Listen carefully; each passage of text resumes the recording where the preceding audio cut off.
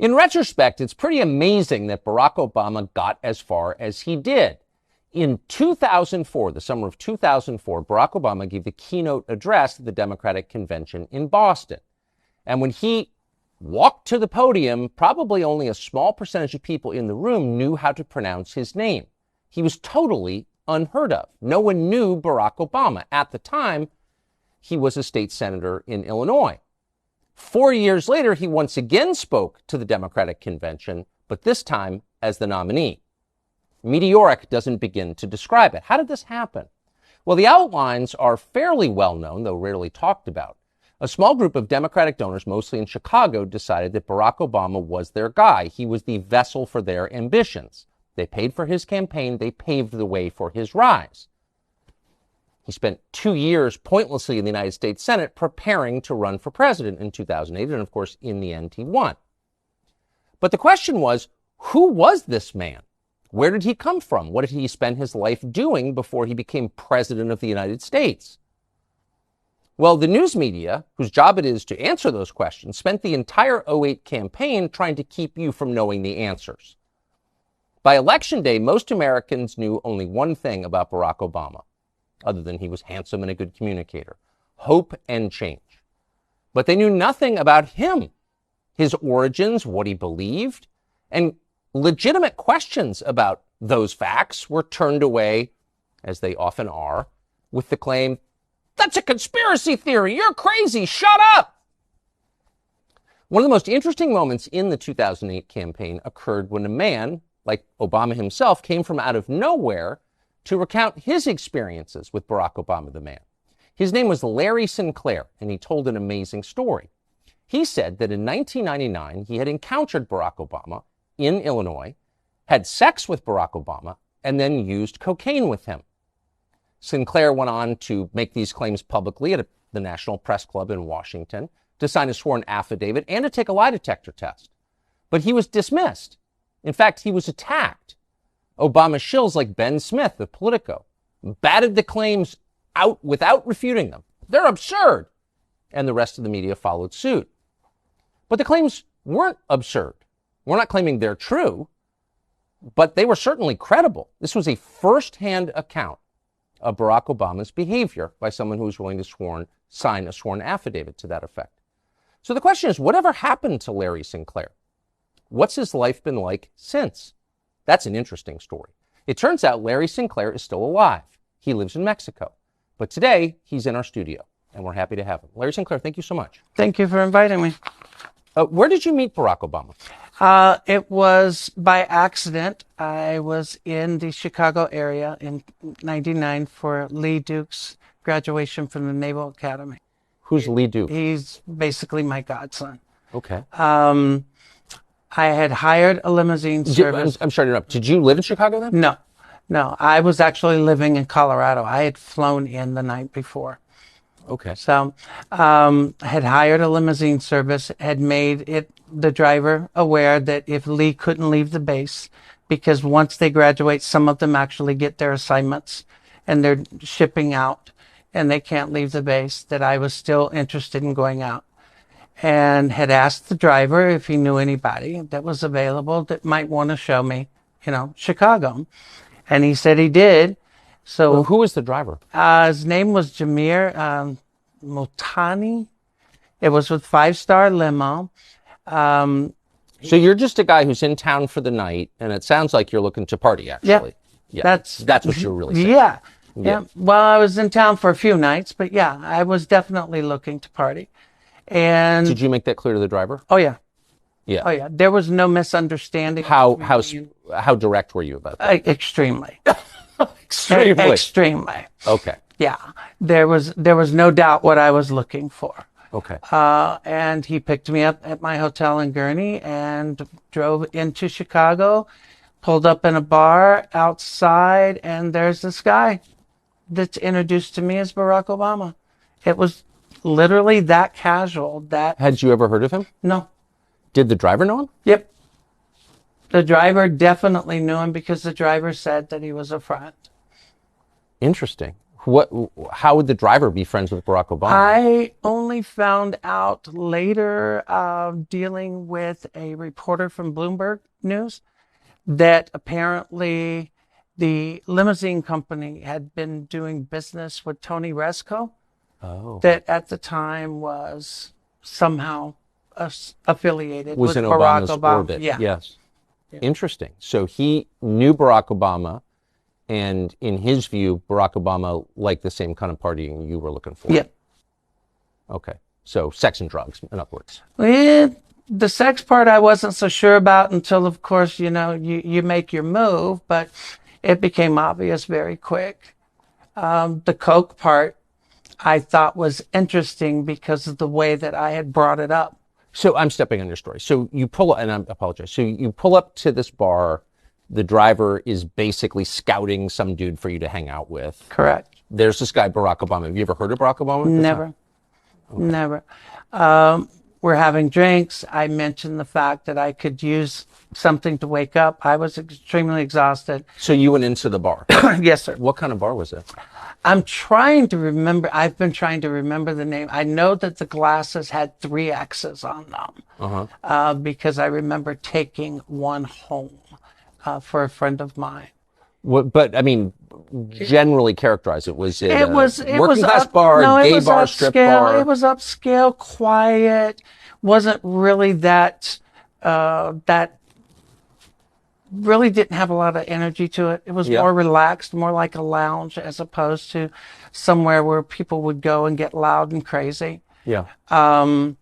Which made it easier to talk.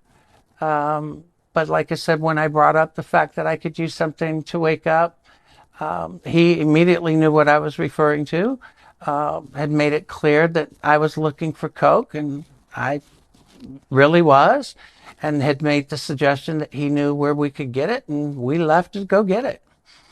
Interesting. Did he say what he did for a living? Nope. I had no idea that he was a representative in the Illinois House. I had no idea he was in politics. I just knew that he was supposedly married and at the time was going through some issues with the marriage. He said that? That was made clear. Yeah. Huh. Did he say what kind of issues? No. Do you remember? No. So you said, I'm looking for someone to wake up. He knows you're referring to cocaine. I know where to get it. What happens next? We get back in the limo. The driver takes us wherever it is that Barack had instructed him to take us. I had given Barack $250 to pay for coke. He gets out, comes back. I start putting a line on a CD tray to snort. And you're in the limo? Yep. Driving or parked? No, the driver's driving. Yep. I start to put a line on a CD tray, and I just happen to notice that he pulls something else out of his pocket. And next thing I know, he's got a little pipe and he's smoking. So I don't have an issue with it. I mean, some people smoke, some people snort. Smoking the cocaine? Yes. So as I'm doing a line, I just start. This is the part where you kind of make your move to see where things are going. So I just started rubbing my hand along his thigh to see where it was going, and it went the direction I had intended it to go. So the night became somewhat active sexually and drug-wise in the limo. So you hit on him. Did he seem shocked by that? Not at all. Yeah. I mean, if you're smoking crack with a stranger in the back of a limo, like, you got to imagine things might go crazy places. Well, not only imagine it, I look at it this way. I've done a lot of crazy things in my lifetime. I'm a pretty good judge of character, and I pretty much know whether or not I can move in a certain direction with an individual. I didn't feel that I was going in the wrong direction. I just wasn't so sure how much I could trust the individual at first. And that was probably one of my bigger concerns. But the fact that I was already becoming somewhat buzzed, you kind of throw caution to the wind. You weren't sure you could trust the individual. What does that mean? when you meet someone out of the blue and you go to a level that you're doing drugs with, or you're giving money to purchase drugs, or even for sexual activity, you have to be sure that you can trust them. And when I say trust, I mean that you're not going to end up being robbed, or that you're not going to end up having a knife stuck into you, Right. you know, from one direction or another, or that you're not going to pull up somewhere and all of a sudden the car door is going to open and you got 5 people pulling you out of it. Totally. That's what I mean when I Yep. say trust Yep. someone. And you've been around at this point Oh, in yeah. your life, big time. Yeah. Right. So probably not your first time in a situation like this. Not at all. And that's why I said I pretty much know where I can go and Yeah. at what point. So you start rubbing his leg, and I think, I'll just be totally blunt with you, like a man who's not into gay sex would be like, whoa, settle down. Trust me, if it was something that you were not interested in, Yeah. and you're right, I've had guys that I read wrong that would literally try to break your hand. For sure. If you went in that route. So it's not like this was something that he wasn't into. It's Yeah. not something that he was shocked by. Yeah. Shocked by, you don't get excited and you don't unbutton your pants and you don't just sit there and let it happen. Yeah. So it definitely wasn't Barack's first time. That much I'm absolutely certain of. And I would almost be willing to bet you it wasn't his last. So you performed oral sex on I Barack did. Obama. You did. In the driver's up front, Yep. and he's cool with this. The driver has the partition up. He didn't have a problem with it. He didn't put it down for any reason. I mean, he kind of set up the whole thing for this in the first place. Exactly. And I have a funny feeling he had no bones to pick with it as far as what took place in it. Yeah. So what happened after? Afterwards, I actually went back to my hotel. I had specifically asked that he drop Barack off first, but for some reason he and Barack chose that they would drop me off at the hotel first and then he would take Barack. So Barack actually made the drive out to Gurnee, which is a suburb outside of Chicago, to the hotel for me to be dropped off. What hotel was it? It was the Comfort Inn in Gurnee. Ooh, that sounds depressing. Well, you have to remember it was 99. Yeah. No, And it was close to the Great Lakes Naval facilities. yeah. But I got dropped off. They left. The next day was somewhat interesting because he ends up showing up at my hotel room, which I thought was somewhat weird, but He wanted some more. Mm-hmm. So when you say he showed up, he showed up. I mean, I had no warning. I was in the room. There's a knock on the door. I open the door and he's standing there. And he's standing there with more Coke, and he comes in, and it was just like a quick, rehash or rerun from the night before. exact same program. Exact same program. Was he smoking again? Yep. So Barack Obama smokes crack, and then you perform Yep. oral sex on him. And like I said, the only reason I had come out about it is I had reached out to the campaign even in 2007, only because I saw all these kids getting excited about it. Okay, wait. So how did that end? Like, Same way. You get off, you finish smoking, you leave. thanks, bye? Mm-hmm. Huh. What did you think of him? I thought it was interesting. I thought he was definitely a con. But, What do you mean by that? well, in my life at that point, you made it clear. I had already been around. Yeah, big time. Yeah. So when people are doing things because they actually really enjoy it, or they're sincere, or they're looking, for Yeah. a connection, or they're doing something because they're looking for an in, or they're looking for a hook, or it's a game.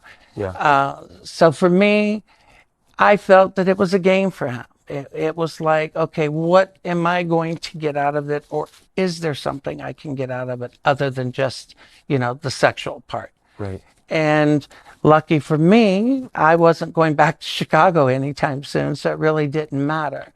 So you were left with a bad taste in your mouth. Something, yeah. Yeah. Did you talk to him again? I did not. In fact, And did you have any idea, even though you had sex with him twice, you did cocaine with him, watched him smoke crack twice, you had no idea who he was? I had no idea who he was until I'm sitting in my house in Tequila, Nayarit, Mexico in 2004, and he walked on that stage In Boston. in the DNC convention, and I literally hit the floor. I just hit the floor and was. Wait, so you're watching the Democratic convention from Mexico? I was and the guy laughing. that smoked crack in your Comfort Inn with you, I was laughing so hard. and you were sure it was him. I was absolutely positive. How? I don't forget people I've met. I don't forget people I have spent time with. I just don't.